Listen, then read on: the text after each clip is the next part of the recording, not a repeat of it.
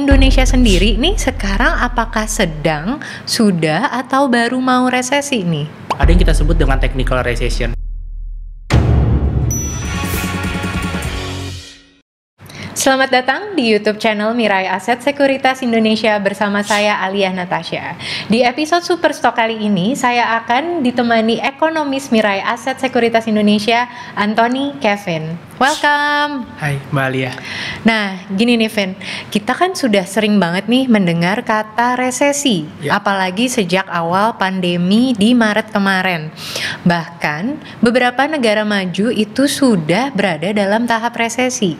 Nah, kalau Indonesia sendiri nih sekarang apakah sedang, sudah, atau baru mau resesi nih? Iya, berbicara mengenai resesi sebenarnya ada kebingungan di sini ya. Dalam artian ada yang bilang Indonesia sudah resesi, ada yang bilang Indonesia baru mau akan resesi. Cuman memang kalau kita breakdown definisi resesi itu sendiri, memang definisinya nggak cuma satu, sehingga kebingungan seperti ini nih common sebenarnya. Yang pertama mengenai resesi, ada yang kita sebut dengan technical recession. Technical recession itu adalah simpelnya pertumbuhan ekonomi negatif 2 kuartal berturut-turut, tapi secara kuartalan dia ya, gitu. Dan untuk itu technical recession Indonesia sudah mengalami karena secara kuartalan di first Q kemarin kita negatif, secara Q on Q di second Q kita negatif lagi secara Q on Q. Jadi cek ya, kalau technical recession kita cek. Yes, oke. Kemudian yang kedua adalah resesi yang sebenarnya, gitu. Itu adalah ketika pertumbuhan ekonomi negatif selama 2 kuartal beruntun, tapi kita menghitungnya secara tahunan. Simpelnya di Indonesia di first Q kemarin kita masih positif secara tahunan, di second Q negatif 5,32% secara tahunan. Di third Q nih kita ekspektasikan akan negatif. Ekspektasi kita di 1,08% secara tahunan. Sekarang belum bisa dibilang Indonesia masuk resesi yang sebenarnya karena data untuk GDP third Q baru akan rilis di awal November. Tapi ekspektasi kita ketika datanya dirilis nanti itu Indonesia akan resmi masuk resesi. Oke, jadi masih menunggu sampai November lah ya. Betul. Oke. Nah, kalau kita perhatikan nih ya, di kuartal 3 ini ya, pemerintah sudah secara resmi melonggarkan PSBB di beberapa daerah. Tapi beberapa proyeksi ekonomi ini masih mengindikasikan kalau ekonomi Indonesia nih masih terkontraksi. Kira-kira kenapa? Iya, jadi kalau di third Q ini terlepas dari PSBB sudah mulai dilonggarkan, diproyeksikan masih akan terkontraksi ekonomi kita. Bahkan Sri Mulyani belum lama ini proyek ekonomi Indonesia di third Q kontraksinya bisa mencapai 2% secara tahunan. Gitu. Karena kalau kita lihat memang daya beli, terutama daya beli masyarakat menengah bawah itu masih lemah sih. Dan karena daya beli masih lemah, produsen juga menahan diri sih dari yang namanya berproduksi. Di Indonesia itu 97% masyarakatnya kerja di industri yang size-nya mikro, kecil, menengah. Sehingga mereka tuh masuk kategorinya kalau secara income segment di masyarakat kelas menengah bawah. Dan kita lihat dari beberapa kali kita pengecekan ke lapangan, ground check, memang daya beli dari masyarakat yang income segmentnya mid to low ini masih lemah sih, gitu. Nah, sejauh ini di kuartal 3, bagaimana dengan data-data yang sudah rilis nih? Bagaimana indikasi ekonominya? Ya, so far kalau dari data untuk periode kuartal 3 yang sudah dirilis mungkin Juli ya, karena Agustus September belum keluar.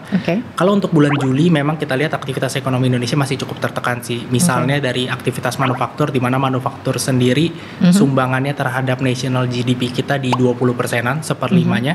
Itu masih terkontraksi, PMI masih di bawah 50. Kemudian kalau kita lihat dari sisi impor di bulan Juli itu juga impor dropnya 30% lebih. Jadi so far nih datanya masih mengecewakan untuk yang kuartal 3 ya. Nah, tapi kan masih ada September nih. Bagaimana dengan sisa 1 bulan di kuartal 3 ini? Iya, kalau kita lihat untuk Agustus yang datanya sebentar lagi akan mulai dirilis, untuk September juga kita lihat sih harusnya akan ada improvement, tapi memang kita lihat improvementnya nih gradual. Kenapa kita expect ada improvement? Pertama karena memang PSBB nggak dilonggarkan gitu ya, nggak kembali dilonggarkan, tapi kan nggak diperketat juga at least. Kemudian juga dari sisi government ada seperti fiskal stimulus yang bisa mendongkrak permintaan seperti pembagian gaji ke-13, kemudian juga BLT untuk karyawan dengan gaji di bawah 5 juta. Kita lihat sih ini harusnya bisa mendongkrak purchasing power walaupun akan sangat gradual ya. Oke, jadi kira-kira akan ada peningkatan demand lah ya.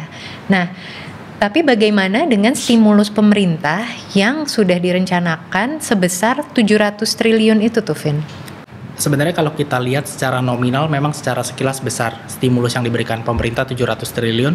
Cuman mungkin Untuk apple to apple lihatnya kalau kita mau coba compare dengan negara lain itu kita harus hitung nilainya as percentage terhadap GDP sih. Okay. Dan untuk Indonesia nilai stimulus terhadap GDP as percentage-nya itu hanya di 4,4%. Ini kalah jauh dengan Vietnam misalnya 12,6%, Thailand hampir 10%. Jadi impact-nya ke economic growth kita lihat akan kecil. Kemudian juga kalau kita coba breakdown nih dari 700 triliun government nih alokasinya untuk apa aja sih kan gitu. Kita lihat nih banyak kebijakan yang bisa kita bilang banyak fiskal stimulus yang bisa dibilang gimmick gitu ya, seperti insentif perpajakan 120 triliun alokasi budgetnya, dimana kita tahu itu harusnya memang nggak akan banyak yang apply karena kan bottom line perusahaan udah merah ya, perusahaan udah banyak yang rugi, nggak harus bayar pajak tapi stimulusnya besar di situ, makanya realisasinya baru sekitar 17 triliun untuk insentif perpajakan. Jadi kita lihat sih dampaknya ke pertumbuhan ekonomi, stimulus yang 700 triliun ini nggak akan besar-besar banget ya. Jadi bagaimana nih bentuk stimulus seperti apa yang bisa efektif buat masyarakat Indonesia? Kalau menurut kita sih lebih ke unconditional cash transfer ya, harusnya government fokusnya di situ, atau mungkin lebih simpelnya itu bantuan langsung tunai gitu ya.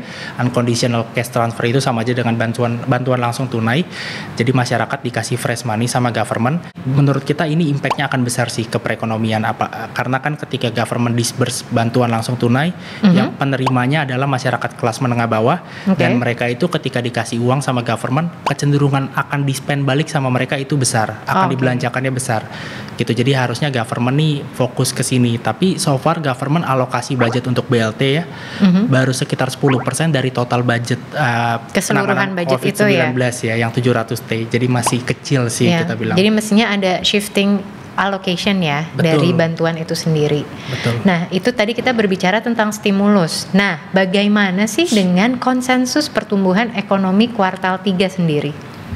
Sejauh ini memang konsensusnya lebih bearish dari kita. Kalau kita memang tadi saya sempat mention, kita expect economic growth di third Q kontraksi sekitar 1% sehingga akan masuk ke resesi Indonesia. Kalau konsensus ekspektasinya adalah kontraksinya sebesar 2% secara tahunan di third Q. Gitu.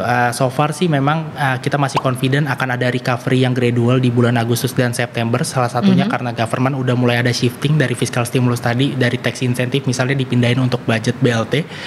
Tapi memang kalau misalnya datanya masih mengecewakan, kalau misalnya manufacturing PMI kita masih di bawah 50 misalnya, itu memang nggak menutup kemungkinan economic growth di third Q masih akan terkontraksi lebih dari 2%. Itu ada kemungkinan ke situ memang. Nah, itu kan kalau kita berbicara tentang outlook. Sedangkan bagaimana nih dengan sentimen penggerak pasar saham Indonesia? Hal-hal apa sih yang bisa kita fokuskan?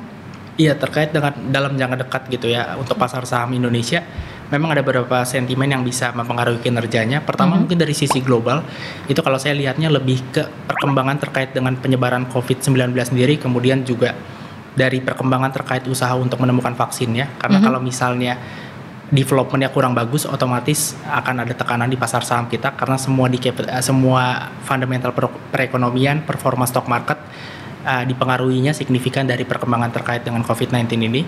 Kemudian kalau dari dalam negeri di tanggal 1 September itu akan ada rilis manufacturing PMI.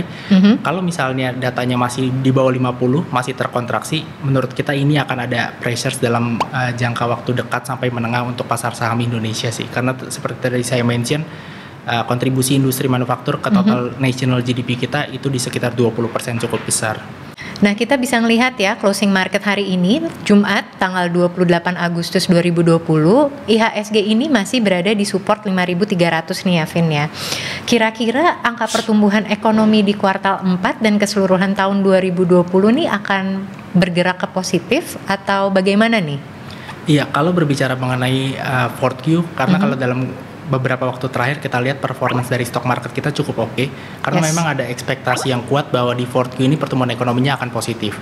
Kita juga melihat seperti itu dengan asumsi PSBB-nya ini akan dilonggarkan secara bertahap. Sekarang kan belum ya, masih diperpanjang. Tapi kalau dilonggarkan secara bertahap, kemudian dari sisi central government disbursement anggarannya juga terus membaik, kita lihat sih akan positif pertumbuhan ekonominya di 4Q secara tahunan, dan ini akan menandai Indonesia keluar dari resesi. Jadi harusnya itu akan jadi good news untuk stock market Indonesia sih. Masih tersenyum cerah lah ya sampai penghujung tahun ya.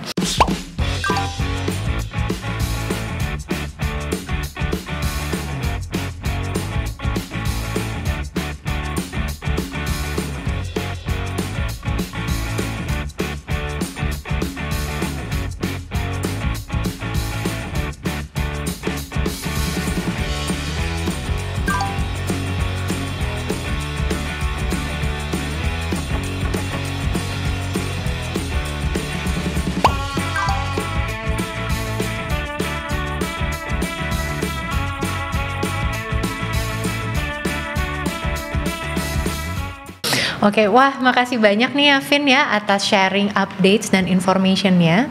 Semoga bisa membantu teman-teman dalam merencanakan strategi tradingnya ataupun investing. Saya Alia Natasha beserta Anthony Kevin. Kami pamit dulu, sampai jumpa di episode Superstock selanjutnya. Happy cuan!